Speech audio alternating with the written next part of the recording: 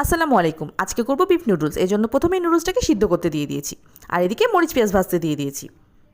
আর আগে থেকে রান্না করে রাখা কিছুটা গরুর গোস্ত কুচি করে নিয়েছি। মরিচ পেঁয়াজ ভাজা হয়ে আসলে কুচি করে রাখা গরুর গোস্ত দিয়ে কিছুক্ষণ ভেজে নিব।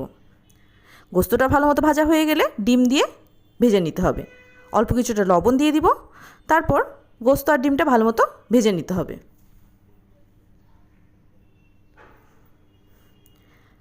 তোমরা যারা আমার ভিডিও দেখছো, আমার ভিডিও যদি ভালো লেগে থাকে অবশ্যই আমার চ্যানেলটা সাবস্ক্রাইব করবে প্লিজ। গোস্ত ডিম একসাথে ভাজা হয়ে গেলে আগে থেকে সিদ্ধ করে রাখা নুডলস দিয়ে ভালো মতো সব কিছু নেড়ে নিব। কিছুটা সময় নিয়ে আলতো হাতে ভালো মতো নেড়ে নিতে হবে সব কিছু। ভালো মতো নাড়া হয়ে গেলে নুডলসের মশলা দিয়েও ভালো মতো নেড়ে নিতে হবে।